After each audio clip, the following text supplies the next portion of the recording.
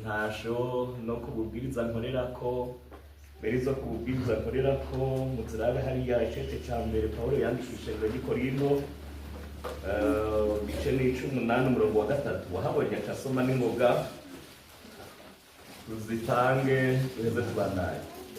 Icete ca mbere Pawulo yandikishije ngo Korinto igice ca 8 umurongo wa 3 so mu murongo nyene avuga ngo ariko ukunda Imana niwe amenywa nayo. Murakoze cyane.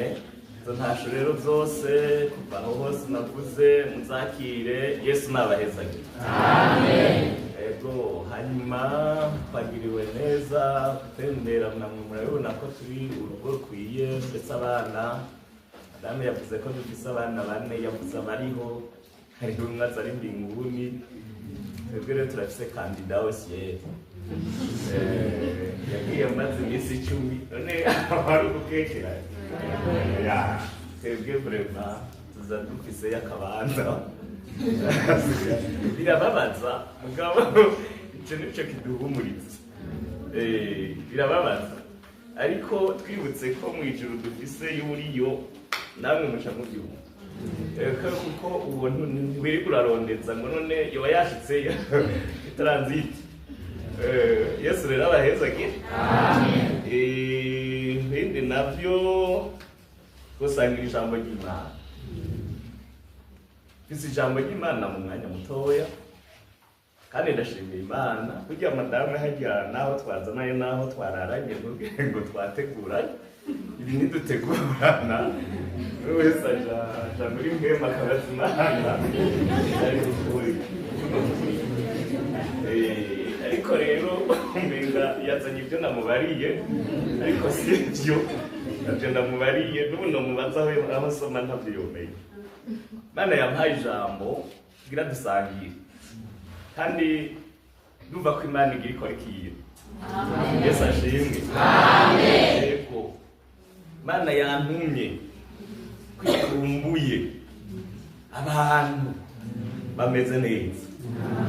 Ibyo kabisa ikiza gukora ntaco nzi ngabo ngira kumbuye muri iyi myaka abantu bugurutse siko bugurutse.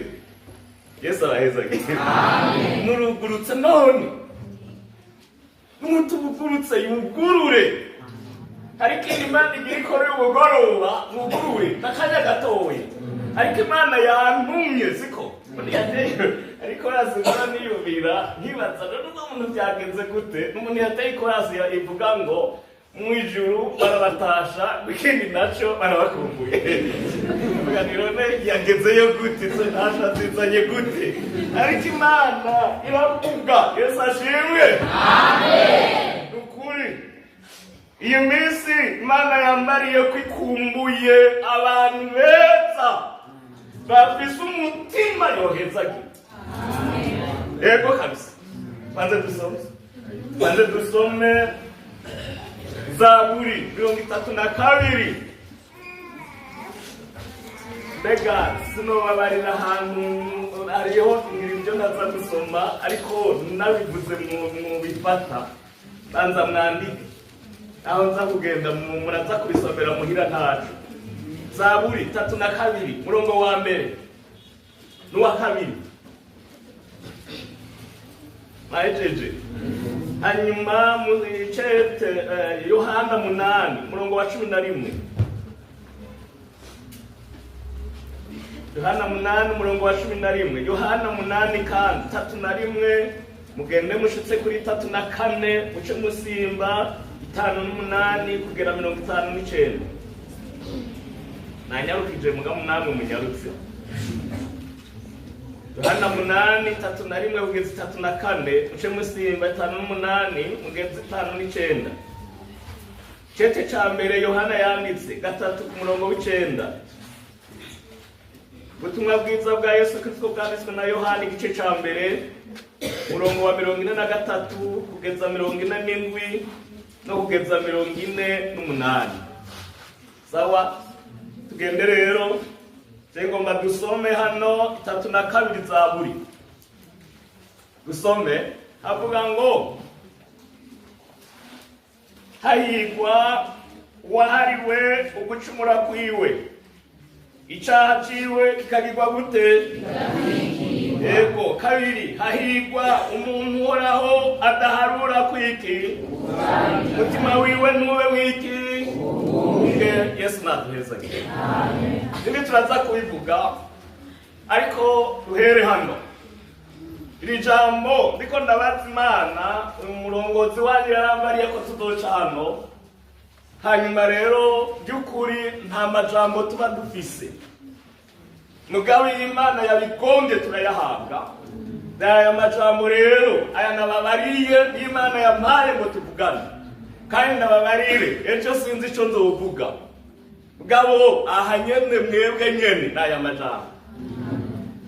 Imana muri aya majambo ivuga ngo hahirwa uwahariwe ugucumura kwiwe, icyaha ciwe kiragirane kigatwikirwa, ntikibe kikiboneka.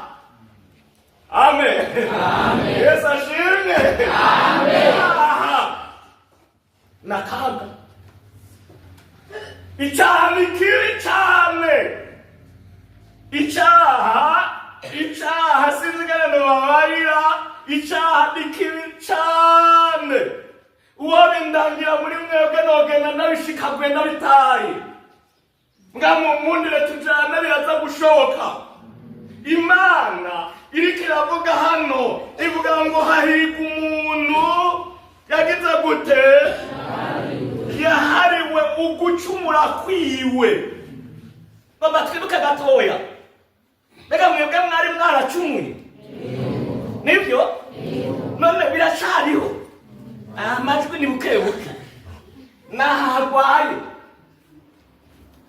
akavuga ngo umuntu yahariwe ugucumura kwiwe, bigaca bikugwaho, siko bigatwikirwa, nibiba bikiboneka. Haleluya. Muri iyi myaka abantu baragowe, mumundira nabivuge, baragowe n'ishengero, dutunze abantu bagowe badahiriwe, bagowe. N'ubu muri mwebwe hari abantu bagowe ntazi ingana nobisigura. Mbega none umuntu icyaha gikuweho cogaruka, nibyo mufise byavuye. Muri ibyo yavuze ngo ndacibuka umunsi nagizene nakwemereye ko, none byaragiye. Kibazo kiraha nyene, ibyaha mwihanye byaragiye cyane, n'ubu n'ingendanwa. Niyumviriye kubabaza uno munsi, ibyaha mbega birakugwaho? Iri jambo muraryemera ko bikugwaho? None bigaruka ryari? Aho biragaruka kubera iki? Biragaruka kandi byaratwikiriye. Mwumva atamugokwe ingorane. Imana yahariye umunsi wa mbere, biratwikirwa, bisigura ngo wewe turahejeje, genda mw'ishengero witege ingabire z'Imana, siko? Urahariwe, genda mw'ishengero witege gukora umurimo, gukora Imana. Reka mwarahariwe mwebwe, mwarahariwe. Yasubiye kugaruka, yagarutse gute? Reka muzosanga tutari seriye. None umuntu yari yihariye gusambana byagarutse gute? Nambariye ngo mwarihaye, Imana ishimwe. None byagarutse gute? Icyo kibazo dufise uyu munsi, abantu bari barahariwe basubiye kuba abanyabyaha kopokopo, basubiye kuba abanyabyaha. None hariho akantu mwese mwebwe muvuga kajyanye no gutera imbere mu buryo bw'iteka, siko? Erega Imana iguhariye igomba ubandanye. Amen. Ikumbubanga. Ndibuka guharirwa kwanjye wabaye umunezero udasanzwe. Abantu mwese mwahariwe mu byibuke namba mutabisubiyemo. Ikimenyetso cyerekana ko hariwe uronka umunezero. Amen. Uronka umunezero kandi udahera. Haleluya. Amen. Nibutse ko nshobora kuvuga ijambo ry'Imana atakindeka. Hangora tuzoyikorera. Yakuba tutamutumikia sana. Hariho kuguhura n'umunsi mubi. Nuguhura n'icyaha kikubuza kuvuga wishenge. Nuguhura n'icyaha kikwaka iteka. Imana yaguha. Gatangura kugenda urasohoka. Wishengero aho uciye umutima ukanyika. Waririmba aho waduze ijwi riti wewe kamanuka wese unezero kabura. Ariko Imana yago Yesu ashimwe ari kudukiza. Haleluya. Amen. Myaka yatubanye mibi abagikomeye ngo bamuboroke. Imyaka yatubanye mibi ibyaha byinjiye n'ishengero. Abantu barabatsinga intahe bavuga ngo nimukebuke. Ibyo mwijuru ko cyamwijuru ngo nimukebuke n'ukugwana katika jina la Yesu. Irivuga ngo abatunigana sabiki sabiyana n'amaraso nukunigana. Irivuga kunigana utanditse n'ukuniga. Yesu ashe mubimenye abagikomeye muracyafise ububasha bwo gusenda ibisigo. Yesu witwa Yesu. Amen. Abatari ubushobozi bwo gusenda ibisigo. Iturata twese. Yesu ashimwe. Haratari ubushobozi bwo kwiruka ku mwevumbi katika jina la Yesu. Duhagarikiwe na nyeni jambo. Inde Mesia aracahagaze. Nangwa n'ibintu nenga abantu bose bavuye mu mwemu ubundi byo kwanaza gusa n'ibyaha uwinyegeje akora amarorerwa. Oya abahagaze mu nyeguruke duhagarare tuvuge Yesu. Amen. Seko mukuri muraya bazambo numva biso mubabaro w'abantu bagenda barakwaragurika mu mwemu. Murabe ikintu Yesu yavuze. Musome hariya Yohana 8:11. Yesu bamuzanira ngo umugore yagize yafashwe asambana. Bati nguyu turamuzanye. Mugabo tabaye bamuzanye wenyene. Ya mugore nuko ataharira yari kuharira. Siko yari kuharira. Mbere ariko kumara umwanya avuga ati simba cenyene nanakamuramutsana. Kasamye muri Bibiliya ntaho yigeze ataka umuntu. Siko yaracereje kwibanga ryibati ntabikoze. Yamukora byose nabi. Muzose ntemura. Hari umuntu yigeze ataka ngo twabikoze nanakana we mumutsana. Oya. Amen. Haleluya. Yesu ashimwe. Amen. Kirukire wemera ibyakubaye. Abana kuzamureba ngo bamfashe ku nguvu wayi. Umeze nabi sha. Yemera ibe byarasi warakonze. Biyataba nakana ribukizwa. Ibintu by'imfane mubanza ubihagarike. Umuntu wese atunganye ibimuraba. Amen. Nari kindi Imana igomba gukura umucafu mu mutima mwebakaro nkasuka. Ubushobozi. Hari ibintu muri ko murabona. Gukura umucafu no kwemera Imana igahayira no kwemera amaraso agakora tukabangana. Ibyo urupfu n'imfane mukabire. Mbereka n'abandi bose ntibagororotse ibyo bireke naba wewe. Hari icyo Yesu yavuze naho so mujya murongo wa 11 gusa hari ikiganiro barimo uyo muntu ngabantu nabivuga gatoya ngo mugu muhagaze ntangorane uwo muntu bamuzanira Yesu bati twamufashe ariko arasambana nguyu uvuga iki bamugora arahora abo nivyo ukunda kwahora simpa jenge nivyo ukunda kwahora nimwahora bijya mu Imana yaramubabariye bigakunda nibamutera ababuye muri kijya gitondo igihe ariko arasengera ku mutima nta wizi umuntu nabivuge gute namwe muraraba ninda muntu muri 2026 bofata akemera akaja ku izone wewe ataravuga uwo bari kumwe hageza ibyo ariko arasenga nta wizi kandi imbere yiwe hari gupfa bavuga bati bene uyu mu byo bose yavuze afashwe nibuye kurindi makawe uvuga iki wewe haleluya agomba wemera byakubaye siko bati wewe Yesu uvuga iki kuri uyu Yesu bacaruna bagira gute arandika ekwasiyo yakoze n'ubu ntiturayimenya siko arakarikira sibyo arasubira na demonte yunamutse amen ariko arakora ubushobozi umuntu yambaye ibyaha ntazopfa nabo musakambura atopfa yari muzima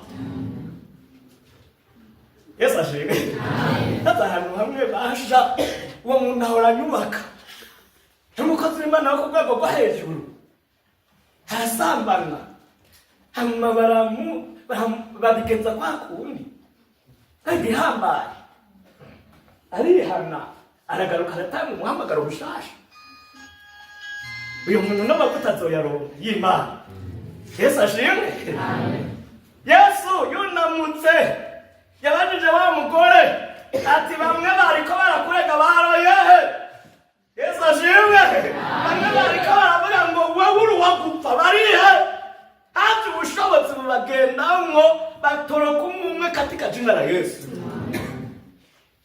Yesu acaramu bari soma umbi nawe ati nta numwe mugenzi Yesu aramubwira ati nanje singucira urubanza niwigire guhera ubu ntuzogere guhera ubu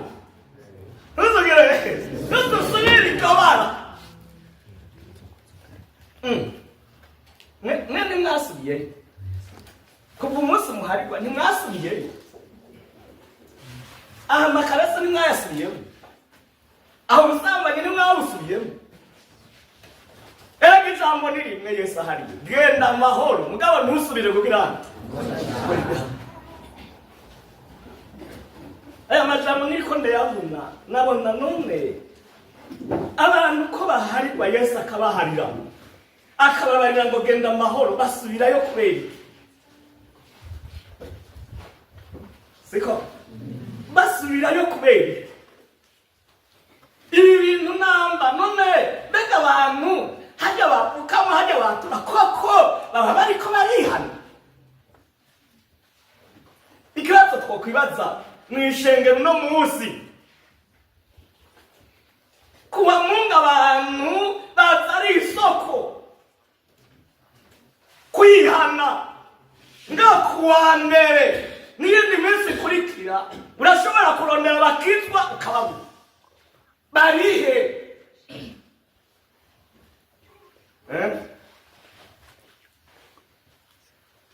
nami Yesu nadufasha aratugirira neza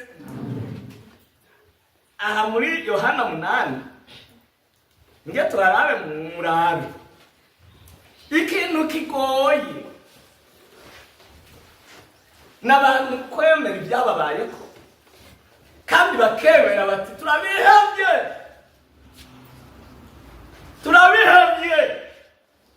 ibyabaye byabaye mugabo ndagizente ndahebye izina rya Yesu kwemera ukemera no guhinduka nibyo Imana yodukorera ku mnongoro dusome aba bantu mwumvire nasoma navuze 8 3 havuga gute? Nuko Yesu n'abana nyakuri, siko? Abana b'Imana nyakuri, abana nyakuri ba Yesu. Uwavuye hano yababariye ko haba ibintu bya Pilato. None ko iki bavuze abana nyakuri? Hari abana bijyanye barihe mw'ishengero. Hari abantu bagoye bari mw'ishengero. Ngene murashikaye. Ngene babari ikintu kigoye. Dukorana twebwe iyo tugikoze turiyumvira rikadusiga. Mwe murahaza. Mugabo ndabereke ko mw'ishengero bishoboka ko umuntu aba ikintu cyataye ubwenge.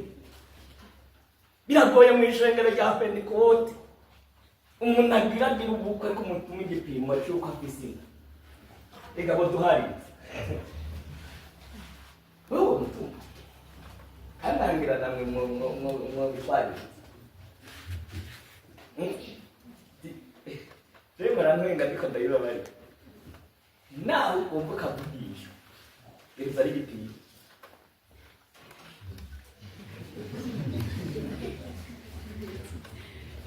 Zana. Ega bo dutsi. Sizwe twababati. Sa? Sizwe twabihanisha. Nite tubagiriza nibiki. Muti murabire.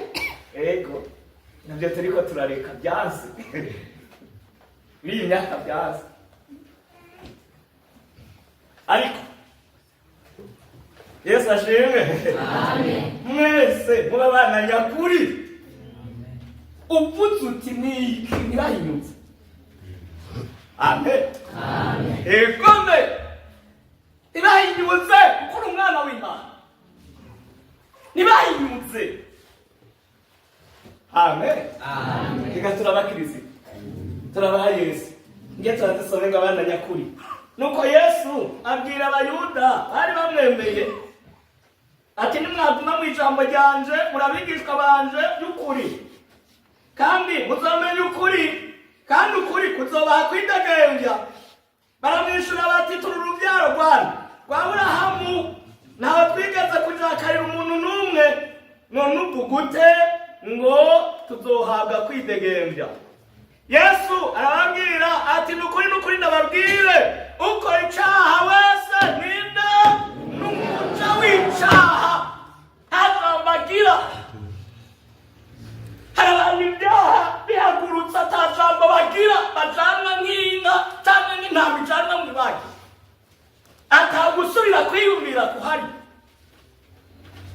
Aba bantu usomye hepfo barahaririye, barasubira baraharira, bamwereka bati twebwe turaba kwa Aburahamu, turi abantu bameze neza. Mugabo si hariya hirya Yesu acabarira ngo Aburahamu atarabaho jewe nariho. Ewe ibyabaye n'ibiki nasimbiye kure muharabe nuriya murongo wa 58. Yesu arababarira ati nukuri nababwire Aburahamu ataravuka jewe namwe ndiho. 5:9 rero abantu bamwe bavuga ko ari abana bo kwa Aburahamu, ahandi bavuze ngo twe turi abana b'Imana. Inga murabe hepfo siko havuga gute baca bagira gute aya nasomye nabi batora Bibiliya barasoma.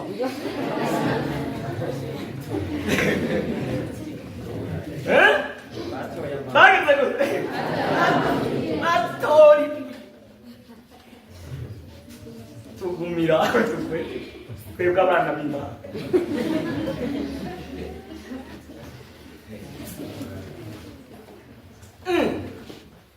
Ibi byose tugenda turavuga aho bizosuzumwa. Ego hewe muri iyi minsi biriko biraboneka ko byagoranye mu bantu b'Imana, ariko mugaruke Yesu aracari ku ngoma. Nuko twaciye tugenda batora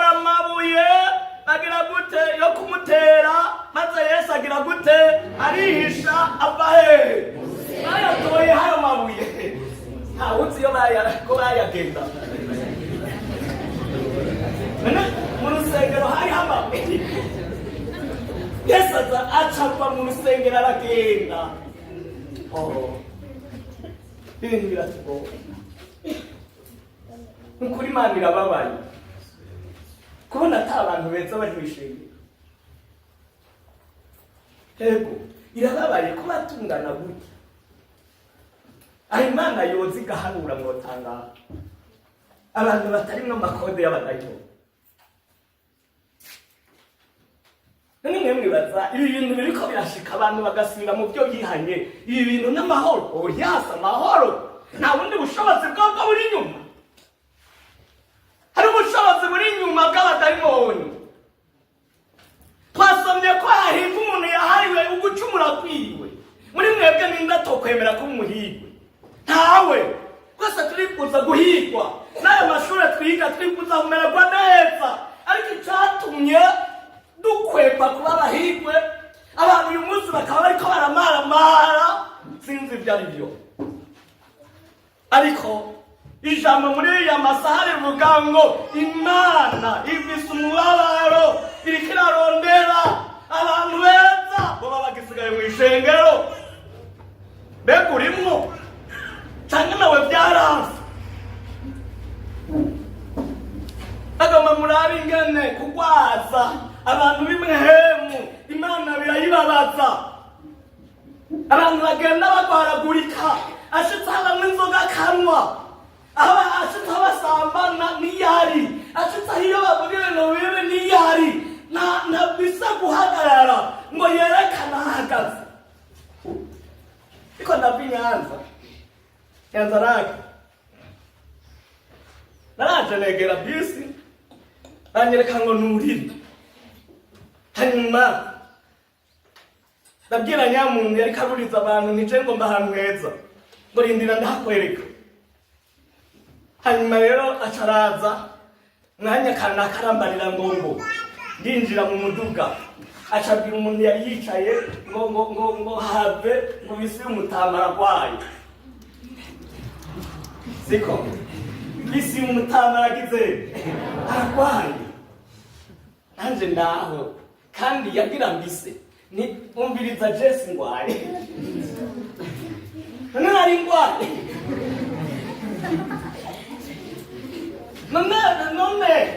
none kandi yarahavuye muze yicarire Jesse ngwaye nari ngwaye yagomba kumusabisha gusa kuko maze kuhicara yacaza ati n'ubu yaraje ati none ntaco wumva yagomba amakabanza hama aca maze ati ntaco wumva none icare kuki nyoma ibi n'ibintu biriko biradutwara bukebuke uyu munsi ubeshe gatoya ejo birakura amavuta akagenda ibintu biriko birabubu abantu bariko bacumura utuntu duto mu mwemu bakabadeplase munahagira inziga idahera izokwimura urwango rudahera ruzokwimura vuga iki hari n'igihe umuntu agira akayabagu katabaho kazokwimura tekana katika jina la Yesu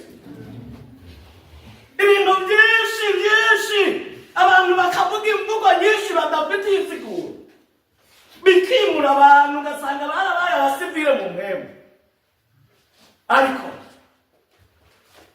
iyi minsi Imana ibabajwe n'abantu yari yarahariye ubwabo batagumije uguharirwa kwabo bibayanga n'abagwaruke baguma bagwara bya bindi ngenda badusome gatoya ahantu umubyeyi yagwaje umwana aragwaragera kure kandi dushaka gusenga ngira ngo hajya 8 muri 31 wahabonye aca somba oya ni muri Luka mu ntunge Luka 9:37 ageze aheri 37 ageze na 3 kugwara ukagendura henukira muri ibi na biriya birababaza Imana yari yaraguhariye igasanga wamugwa muri bya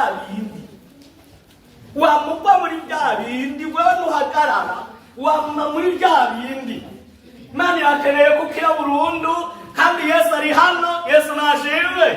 Muragomba gukira. Yesu ari hano ngo akize. Dusomere nahabonye Luka 9:37 kugeza kuri 43. Yesu akiza umuhungu agwaye intandara. Bukeye bwaho bamanutse ico gisozi, ishengero ryinshi riramusanganira. Kandi umugabo wo muri bo avugana ijwi rirenga ati, mwigisha ndakwinginze, ndabira umwana kuko namuvyaye ari kinege. Kandi hari impwemu imufata agatura akaboro. Hariki namuvyaye ari umwe. Uyu mwene data kuyahababariye ko yavuye mu muryango ari umwe. Birabaho ko umuntu ava mu muryango ari umwe.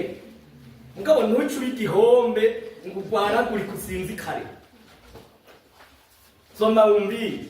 Kandi hari impwemu imufata. Hari impwemu igira imufata. Aba mugarukire hano. Mwami Yesu adufashe. Amen. Abantu mufatwa. Mwari mukomeye mugafata. Yego. Mugafatwa. Ugasanga utanguye kuvuga amayobera. Ugasanga utanguye gukora ibintu bidakorwa n'abantu. Ugasanga utanguye kwandika ama message kabaho. Cishikara. Kandi hari impwemu imufata agatura akaborogo ikamucegeza akabimba ifuro kandi hejeje kumukungagura ikagora cyane kumuvamo. Ikagora cyane kugira kumuneka. Ariko mwizere abantu byagoranye ko mukiri byaha. Izo mpwemu nditugira tuzisembe nimwemere. Mwizina ryame. Yes. Uko nk'ubu hari umuntu ariko arategura ibyadendekanye. Vuga byo ibyabaye. Amen. Natwe dusembe katika jina la Yesu. Wewe uhagarara. Ziko wambona ibintu bikubako. Uyu munsi urakizwa ejo bikaba. Biratomora uno munsi ejo bigacurama. Hari mbi ikuzako n'ubwenge bukadegera kadusanga wasambaye.